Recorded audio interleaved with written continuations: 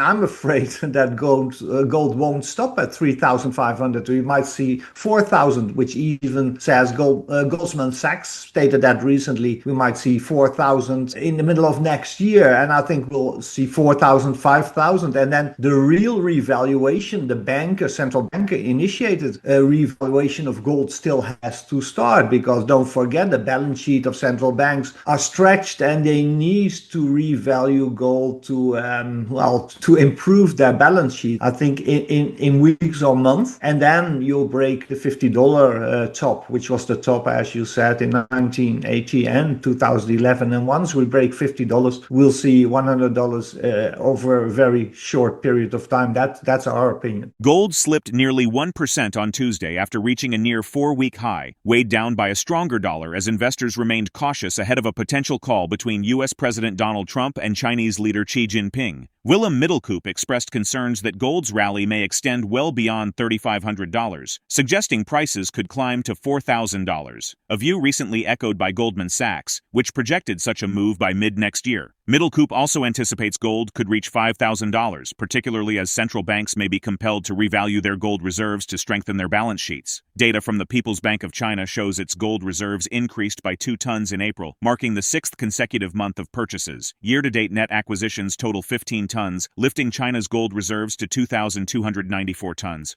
Meanwhile, the Central Bank of Turkey also reported a 2-ton increase in official gold holdings during the month, pushing its reserves to 626 tons. Gold's status as a haven amid political and economic uncertainty, combined with a low interest rate environment, has helped it gain about 28% this year. While gold prices still have significant upside potential, some analysts suggest now may be a better opportunity to focus on silver. From a fundamental standpoint, one key driver supporting silver's price rise is the expectation that the U.S. Federal Reserve will soon cut interest rates in response to a slowing U.S. economy. Lower rates typically boost industrial demand for silver, positioning it as a more inflation-resistant asset than gold.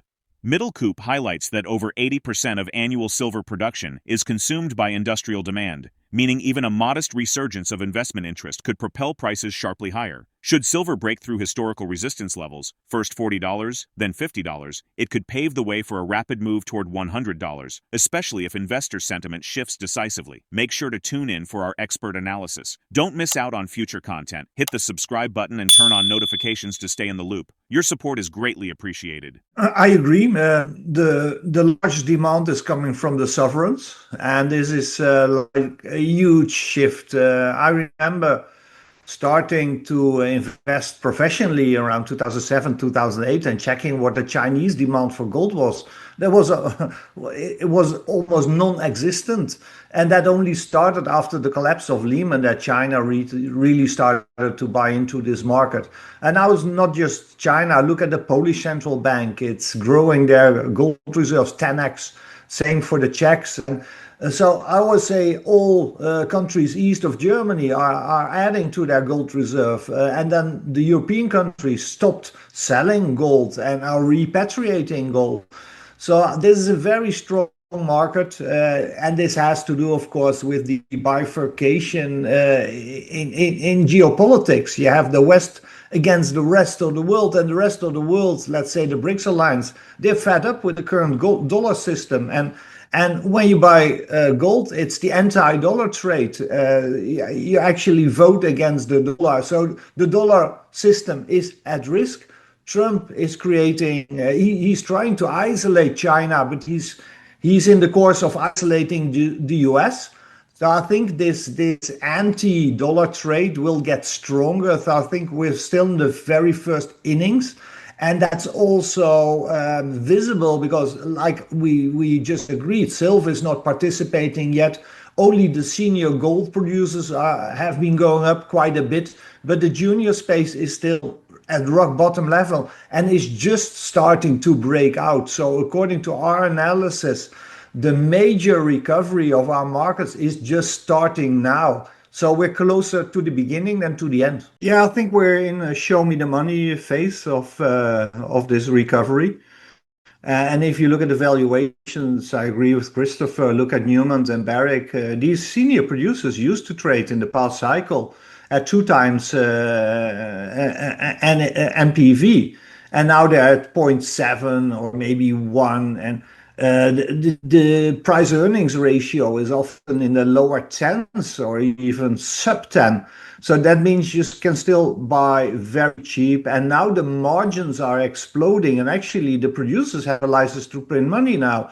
And I'm afraid that gold won't stop at 3,500. We might see 4,000, which even says Goldman Sachs stated that recently. We might see 4,000 in the middle of next year. And I think we'll see 4,000, 5,000. And then the real revaluation, central banker initiated revaluation of gold still has to start because don't forget the balance sheet of central banks are stretched and they need to revalue gold to to improve their balance sheets. And of course, I run a fund. I'm a fund manager. We see the inflow is starting to pick up, but this is mainly the smart money. This is mainly the ultra high net worth, the people who have to invest tens of millions, and they understand it. But the retail, I agree with Christopher on this. The retail is still in a wait and see mode because on top during the top of cycles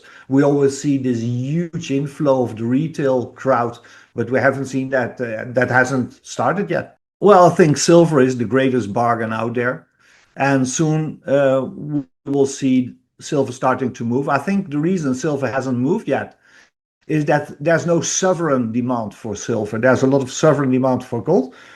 So for the usual suspects on Wall Street, it's quite easy to manage the silver price and keep it under control. Why they can't keep gold under control any longer because of this huge sovereign demand. So that's a big change. But once the real physical demand for silver will come back from investors, don't forget 83% of all silver being mined is used for the industry just as a commodity. So when the real silver demand kicks in from investors, this will blow through $40. You'll reach $50, I think, in weeks or months. And then you'll break the $50 top, which was the top, as you said, in 1980 and 2011. And once we break $50, we'll see $100 over a very short period of time. That's our opinion. The gold-silver ratio, a long-standing indicator of the relative value between the two precious metals, has reached a crucial turning point. Currently at 87.5, down significantly from its September 2022 peak of 95.4, the ratio suggests a rare buying opportunity for silver. For investors, this signals that silver is undervalued, with both technical and fundamental factors pointing toward a potential surge. The gold-to-silver price ratio has recently dipped below its 50-day moving average, indicating a possible shift into silver. Last month, the ratio reached a 5-year high of 107, coinciding with gold prices hitting a record $3,500 per ounce. This echoes a similar pattern seen in 2020, when the ratio fell sharply from a historic peak to a 6-year low, retracing 51% within a year. That shift marked a strong appreciation in silver prices relative to gold.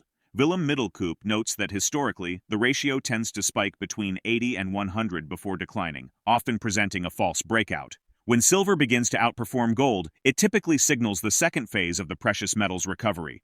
Middelkoop expects silver to gain momentum this summer and lead the market's true recovery, highlighting a promising outlook for investors focused on precious metals. Let's get back to the interview. Well, I've been in the discovery investing space for the last 20 years. And what we learned time and again is just concentrate on the tier one, tier two projects, which means the highest quality project, because they will always be bought by senior producers looking to add to their reserves.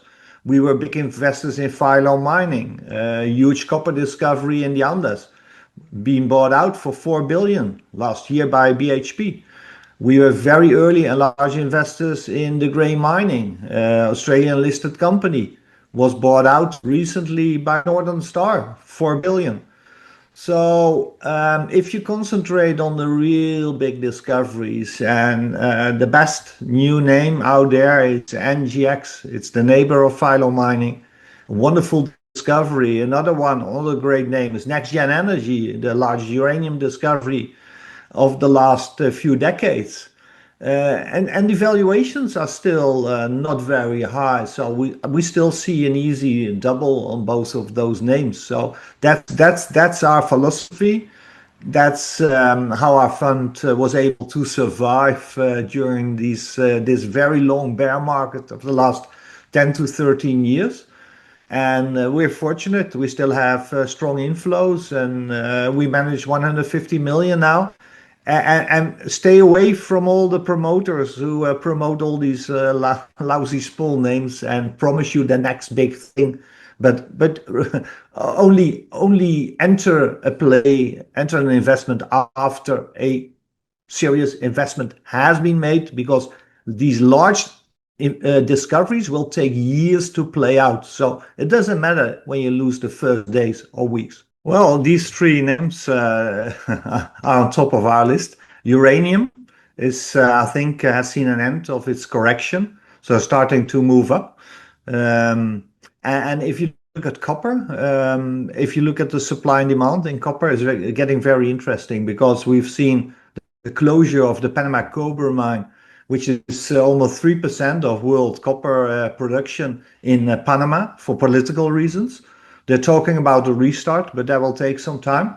And now we have had some bad news coming from the DRC, from the Congo this week, where Ivanhoe Mines has had some technical problems in their underground mining operation. And that mine could, need to stop production for months now. And that could really switch the copper market into a production deficit for the next few months. So I wouldn't be surprised that copper will start to break out on this unfortunate news. And that might start a rally in the copper names, because copper has been held back a bit for the last, let's say 9 to 12 or 18 months, because of the growing risk of a worldwide recession. And as you mentioned, the energy space is interesting as well, because of the worldwide risk for a recession. The energy space has come down quite a bit. Oil is trading around 60.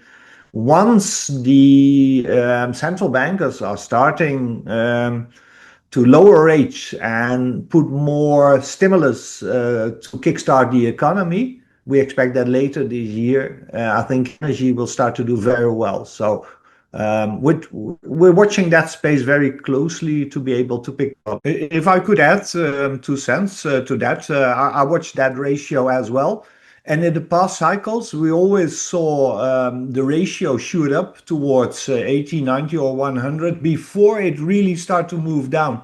So it's like a false breakout to the upside. Gold recently experienced a slight pullback amid a firmer dollar and geopolitical caution. However, its long-term trajectory appears poised for substantial gains, potentially reaching unprecedented highs as central banks reassess their reserve valuations. Meanwhile, silver is emerging as a compelling investment, driven by industrial demand and the anticipation of easing U.S. interest rates.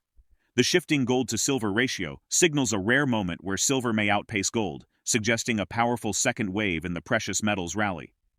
This evolving landscape presents a notable opportunity for investors seeking to capitalize on the strengths of both metals in an uncertain economic environment. Could silver's growing industrial relevance and improving technical outlook spark a sustained surge that reshapes its historic relationship with gold? Share your perspective in the comment section. If the video resonates with you, join our community by subscribing to our channel and enabling notifications with the bell icon. Thank you for being a part of our community.